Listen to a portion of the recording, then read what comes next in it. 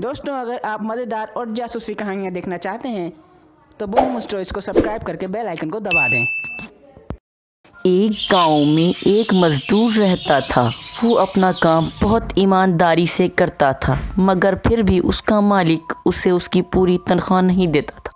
फिर एक दिन रामू ने सोचा, आज का सारा काम तो हो गया है और आज तो कुछ भी हो जाए, मैं मालिक से अपनी सारी की सारी कमाई लेकर ही जाऊंगा। फिर वह अपने मालिक सेठ रमन लाल के पास जाता है और देखता है कि उसका सेठ किसी चीज को छुपाने की बात कर रहा होता है। जल्दी से इसे जमीन के अंदर छुपा दे, यह चोरी का माल है। अगर किसी ने हमें देख लिया तो हम पूरे फंस जाएंगे। जी मालिक, छुपा रहा हूँ।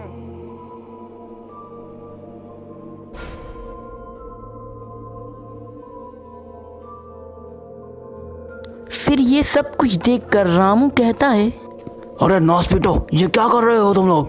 किसके घर से चुरा कर लाए हो ये माल? अरे रामू, तू यहाँ कहाँ से आ गया? देख, ऐसा कुछ नहीं है।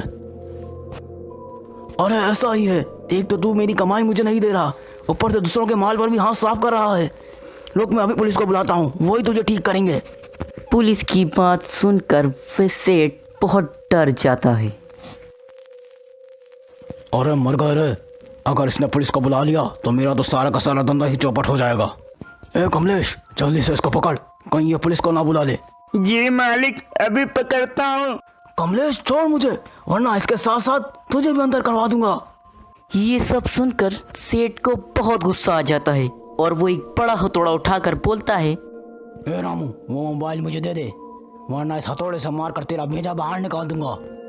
तुझे जो करना है कर ले, अब मैं पुलिस को बुला कर ही रहूंगा। फिर तो सेठ को बहुत गुस्सा आता है और वो गुस्से में रामू के सर पर जोर से हथौड़ा मार देता है। अरे मालिक, ये क्या किया आपने? इसके सर पर हथौड़ा मार दिया, ये तो मर गया। ये चोरी का सारा माल निकाल कर कहीं और छुपा दे और इस रामू की लाश को इस गड्ढे के अंदर ही दफना दे। चल जल्दी कर। जी मालिक, अभी करता हूँ। फिर रात होते ही रामू की आत्मा उसके शरीर से बाहर आ जाती है और वह एक भयानक भूत बन जाता है। इसी हथौड़े से इस सेठ ने मुझे मारा था ना, अब मैं भी उस वक्त तक सबको मारता रहूंगा जब तक मुझे कोई इस सेठ से मुक्ति नहीं दिला देता।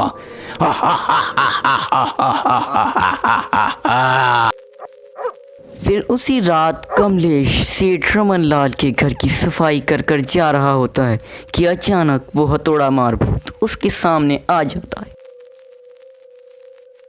अरे मर गए रे, ये रामू की आत्मा यहाँ कहाँ से आ गई? अरे रामू भाई, मुझे माफ कर दो, मेरे छोटे छोटे बीवी बच्चे हैं। रामू भाई। कमलेश, तूने सेठ के साथ मिलकर बिल्कुल अच्छा नहीं करा, अब मरने के लिए तैयार हो जा। ये कहकर हथौड़ा मार जोर से कमलेश के सर पर हथौड़ा मार देता है।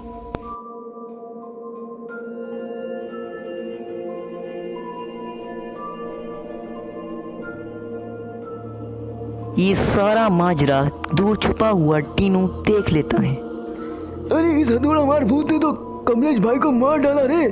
मुझे ये बात सब गांव वालों को बतानी होगी, वरना तो ये इसी तरह सबको मारता रहेगा। फिर टीनू सब गांव वालों को जमा कर कर ये बात बता देता है। अरे भाइयों, हमें जल्दी कुछ करना होगा, वरना ये भूत हम सब में से किसी को नहीं छोड़ेगा। अरे टीनू, वो भूत है, कोई तुम्हारा ससुराली नहीं है, हम उसका कुछ नहीं बिगाड़ सकते। अरे सुनो, तुम सबके ससुरालियों के पीछे क्यों पड़े रहते हो? कोई काम तो तुमसे होता नहीं है, बस गप्पे हाँकने को दे दो तुम्हें। अजगर भाई बहुत डरते हैं भाभी जी से। हाँ भाई।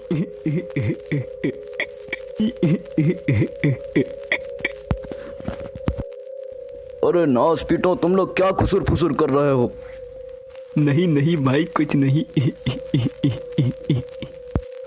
तो सुनो भाइयों, मुझे लगता है हम सबको मिलकर उस भूत पर हमला करना चाहिए।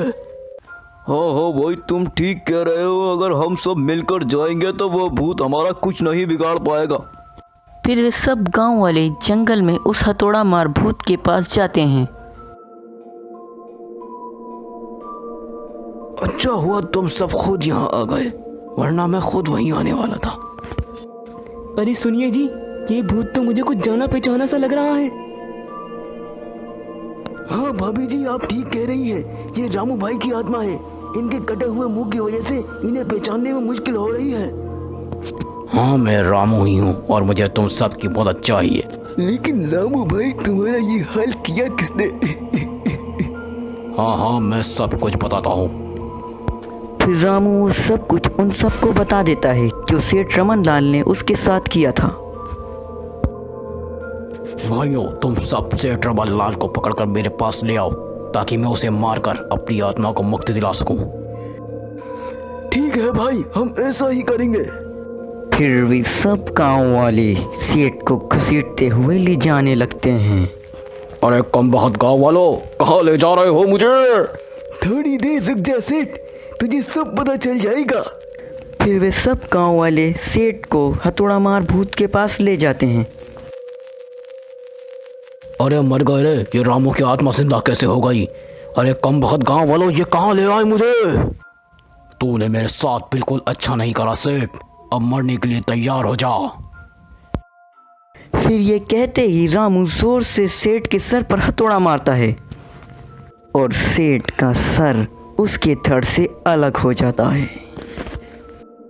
फिर सेठ के मरते ही रामू की आत्मा को मुक्ति मिल जाती है।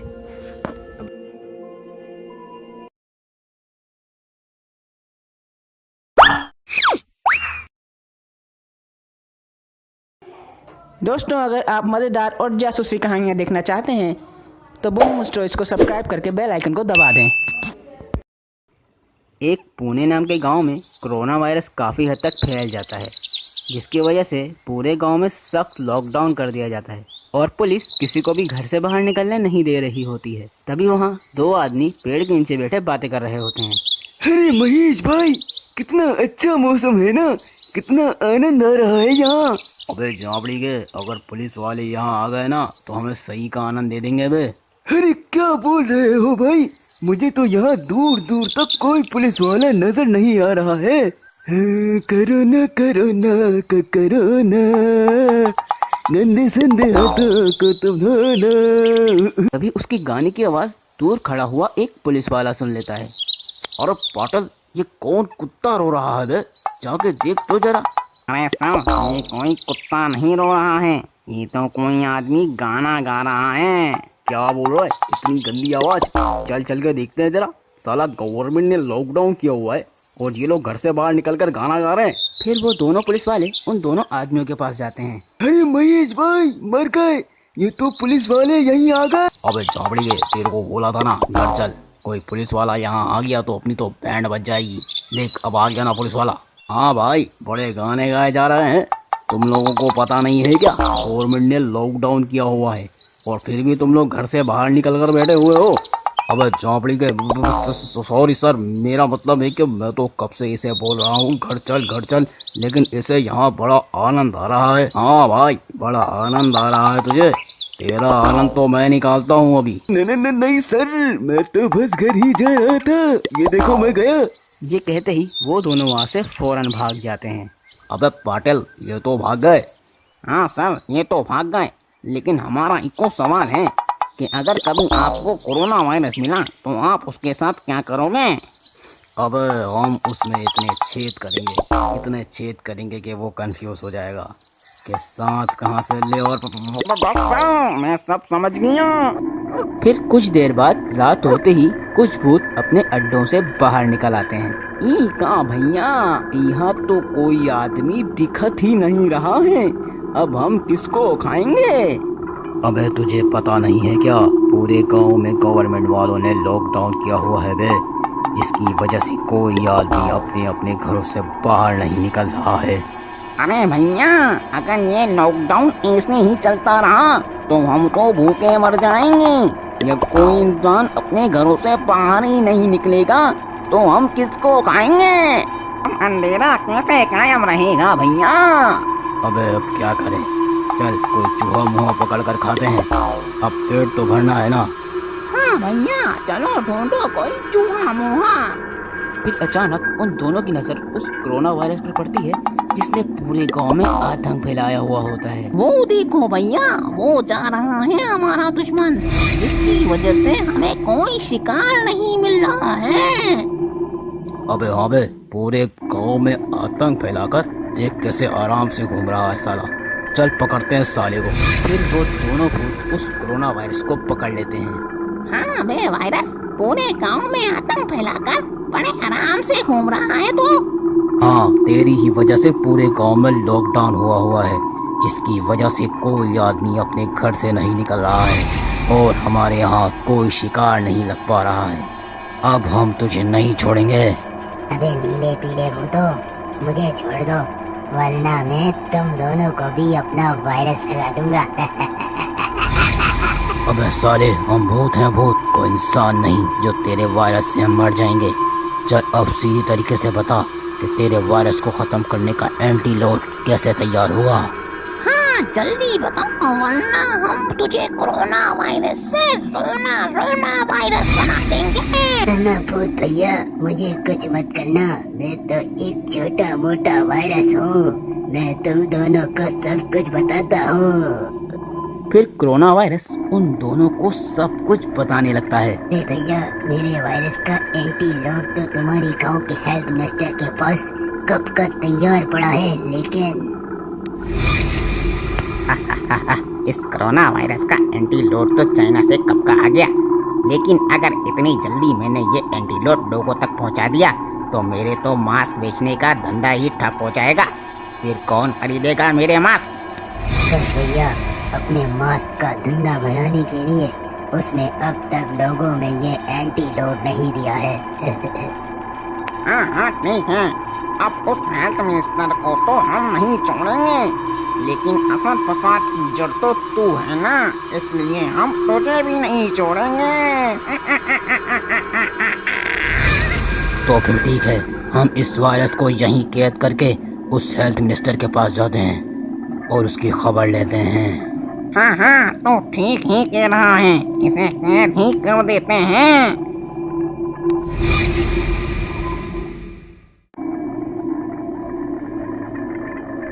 अरे मुझे छोड़ दो, कहाँ जा रहे हो?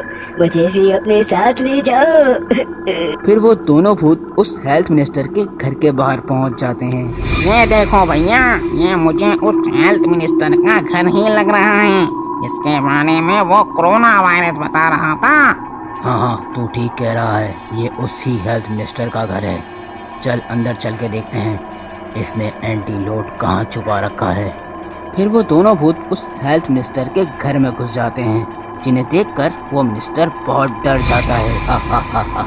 तो वो तू है जिसने अपना मास्क का धंधा बढ़ाने के लिए कोरोना वायरस का एंटीडोट अब तक छुपा रखा है। कौन हो तुम लोग? कौन हो और कौन सा एंटीडोट?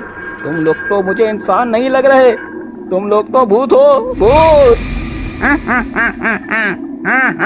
हम भूत ही हैं, और अगर तूने हमें कोरोना वायरस का एंटीडोट नहीं दिया तो हम दोनों मिलकर तुझे जान से मार देंगे।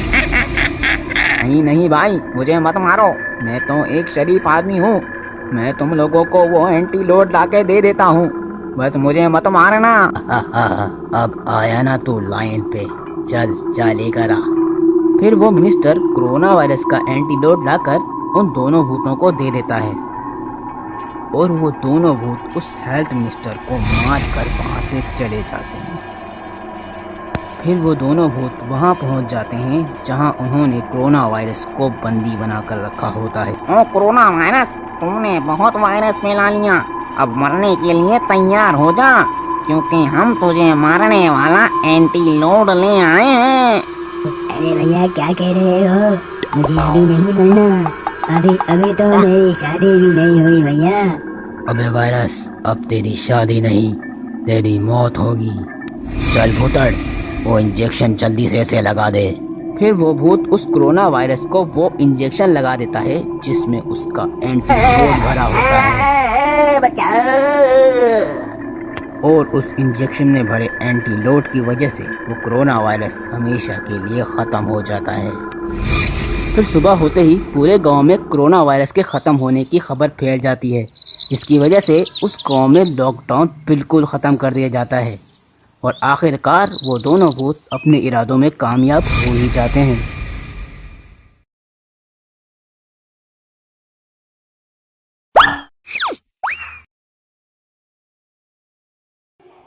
दोस्तों, अगर आप मज़ेदार और जासूसी कहानियाँ देखना चाहते हैं तो बूम स्टोरीज को सब्सक्राइब करके बेल आइकन को दबा दें।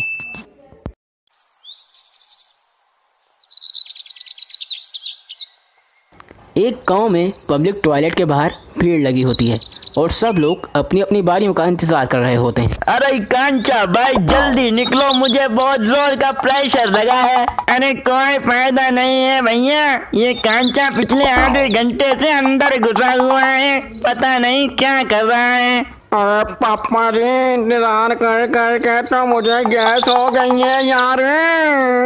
अरे कांचा बाहर निकल, कांचा बाहर निकल कांचा। अरे गाँव वालों, आज तो मैं 1-1.5 घंटे से पहले बाहर आने वाला नहीं। बहुत दिनों की भड़ास मेरे अंदर फंसी हुई है रे। आज तो मैं सारी भड़ास निकालूंगा, मजा आ गया रे। अरे रे, ये नल में पानी क्यों नहीं आ रहा? अच्छा हुआ मैंने कोई लंबा चौड़ा काम नहीं किया था, वरना तो मैं बुरा फंस जाता। फिर कांचा टॉयलेट से बाहर निकल आता है। अरे कांचा भाई, तुम इतनी देर से अंदर क्या कर रहे थे? यहाँ हम सबका बहुत तेज प्रेशर आ रहा है। हाँ भैया, और ये पापा जी ने तो गैस छोड़ के हमारे नाकों में दम कर दिया है। अरे भाइयों, टॉयलेट में पानी नहीं आ रहा है, मैंने भी अपना प्रेशर रोक कर रखा हुआ है। अरे कांचा भाई, कहीं हमारी सेवरेज लाइन में कुछ फंस तो नहीं गया? हाँ भैया, मुझे भी ऐसा ही लगता है, हमें सेवरेज लाइन को चेक करना होगा। अरे हाँ भैया, लेकिन जरा जल्दी करो। अरे मर गए रे, इतनी जहरीली गैस तो मैंने अपनी जिंदगी में नहीं सूंघी। अरे चलो भाइयों। फिर वे सब गांव वाले सेवरेज लाइन के पास पहुंच जाते हैं और एक एक करके मैन होल के अंदर उतरने लगते हैं। संभाल कर मनोज भाई, अंदर बहुत अंधेरा है। हाँ भाइयों, अपनी टॉर्च जला लो जल्दी।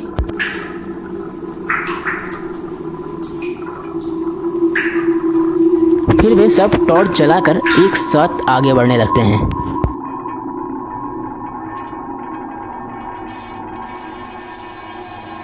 अरे भाइयों, मुझे तो यहाँ सब कुछ ठीक लग रहा है। हाँ भाई, पता नहीं टॉयलेट में पानी क्यों नहीं आ रहा।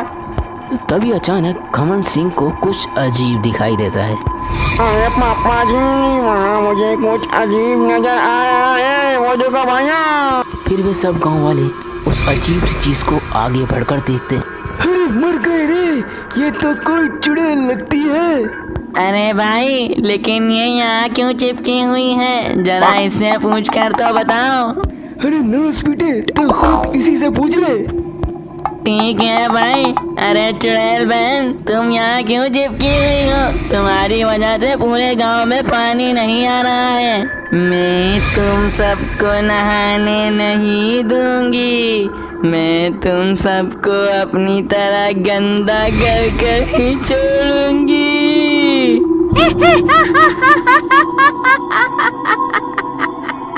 तुम लोग चाहे जो भी कर लो, अब मैं यहाँ से नहीं हटूंगी।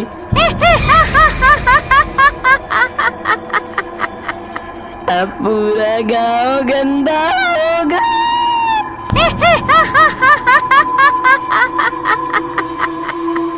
अरे भाइयों, ये चुड़ैल तो यहाँ से हटने का नाम नहीं ले रही है।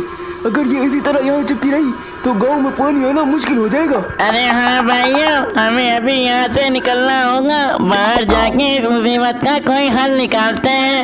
अरे हाँ पापा जी, जल्दी चलो, अब मुझसे और बर्दाश्त नहीं होता। फिर वे सब सेवेज लाइन से बाहर आ जाते हैं और उस चुड़ैल को वहाँ से कैसे भगाना है उसके बारे में सोचने लगते हैं। अरे भाइयों, मैंने तो अपना सारा दिमाग लड़ा लिया है, लेकिन मुझे कुछ समझ नहीं आ रहा है कि इस चुड़ैल को यहाँ से कैसे भगाएं। अरे भाइयों, एक काम करते हैं, पहले खेतों में जाकर फारिग हो लेते हैं और वहाँ जाकर सुकून से सोचते हैं, कोई ना कोई हल जरूर मिल जाएगा। अरे हाँ कांचा भाई, तुमने तो मेरे मुंह की बात छीन ली। जल्दी से खेतों में चलो, अब मुझसे और कंट्रोल नहीं होता। फिर वे सब गांव वाले खेतों में चले जाते हैं और वहाँ जाकर फारिग होने लगते हैं। अरे भाइयों मजा आ गया, ऐसा लग रहा है जिंदगी में सुकून ही सुकून है। अरे भाई तुम्हें तो बड़ा मजा आ रहा है, लेकिन जरा पापा जी से भी तो पूछो उन्हें कैसा लग रहा है। अरे पापा जी अब कैसा लग रहा है, अब तो तुम सुकून में हो ना। और पापा जी अपनो बड़ा मजा आ रहा है। और बल्ले बल्ले फिर इन सब की बातों की आवाज़ खेत का माली सुन लेता है। अरे ये कौन घुस गया मेरे खेत में? ज़रूर कोई चोर उचक्का होगा जो मेरे खेत में फल और सब्जियां चुराने आया होगा। अभी जाकर देखता हूँ। फिर खेत का माली उन चारों के पास जाकर देखता है तो उसकी आंखें फटी की फटी रह जाती हैं। अरे नास पीटो, ये क्या हो रहा है? ये मेरा खेत है, कोई तुम्हारा घर या बाथरूम नहीं है। यहीं शुरू हो गए तुम लोग। अरे मर गए रे, अब ये माली हमें नहीं छोड़ेगा। अगर खैरियत चाहते हो तो अपनी जान बचाकर भागो। फिर वे सब वहाँ से भागने लगते हैं और खेत का माली उन्हें पकड़ने के लिए उन चारों के पीछे भागने लगता है। अरे रुक जाओ कमबख्तों, ये जो इतनी गंदगी करी है इसे कौन साफ करेगा? रुको। फिर वे सब बड़ी मुश्किल से अपनी जान बचाकर वहाँ से भाग जाते हैं।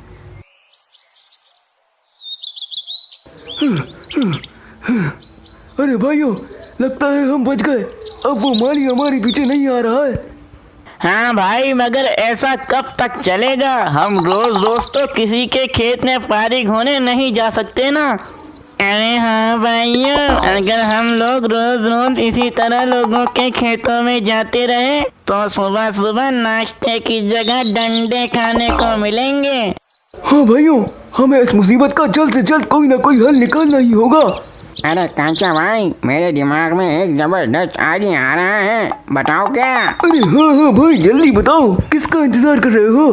तो सुनो भाइयों, अब सीधे सीधे एक काम करते हैं, वाटर बोर्ड वालों को कॉल लगाते हैं, वो खुद ही इस मुसीबत से निपट लेंगे। अरे वाह गमन सिंह, लगता है फारिग होने के बाद तुम्हारे दिमाग की गैस निकल गई, तभी तो तुम्हारा दिमाग इतना तेज चल रहा है।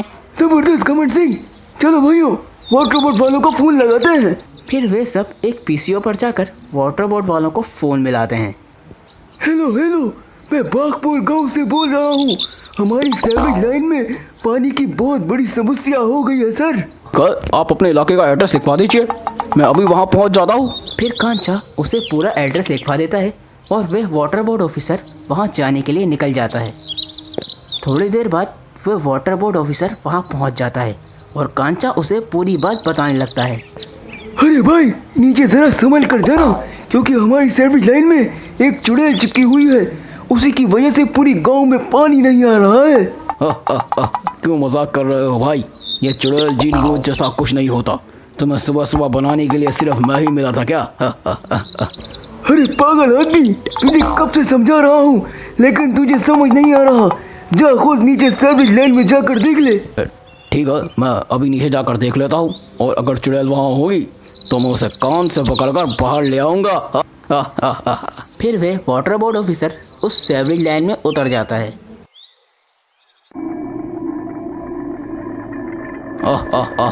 यहाँ तो मुझे कोई चुड़ैल नजर नहीं आ रही।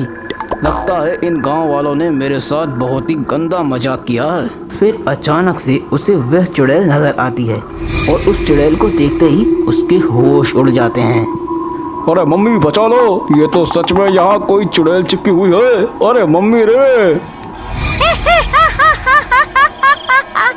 तो वो तू है जो मुझे कान से पकड़कर बाहर निकालेगा? चल मुझे हाथ तो लगा कर दिखा।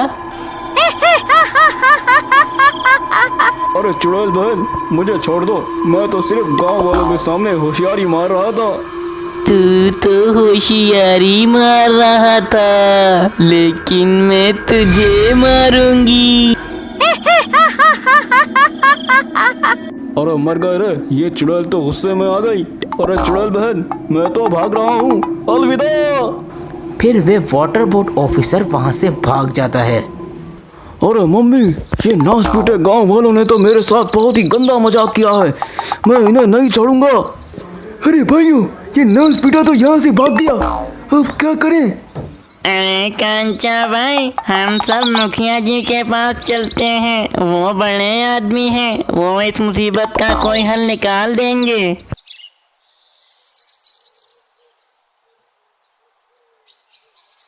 ये तो बहुत बड़ा मसला है। ठीक है, तुम लोग क्या चाहते हो? इस मुसीबत का हल कैसे निकाला जाए? अरे मुखिया जी, अगर आप हमारे घरों के साथ साथ एक एक नया बाथरूम बनवा देंगे तो ये मुसीबत हल हो सकती है। ठीक है, मुझे कोई दिक्कत नहीं है। मैं तुम लोगों के घरों के साथ एक एक नया बाथरूम बनवा देता हूँ। अरे वाह वाह मुखिया जी जिंदाबाद, मुखिया जी जिंदाबाद। फिर मुखिया उन सब के घरों के साथ एक एक नया बाथरूम बनवा देता है और वे सब अपने घरों में सुकून से रहने लगते हैं। अगर आप इस कहानी का अगला पार्ट देखना चाहते हैं तो हमें कमेंट बॉक्स में ज़रूर बताएं।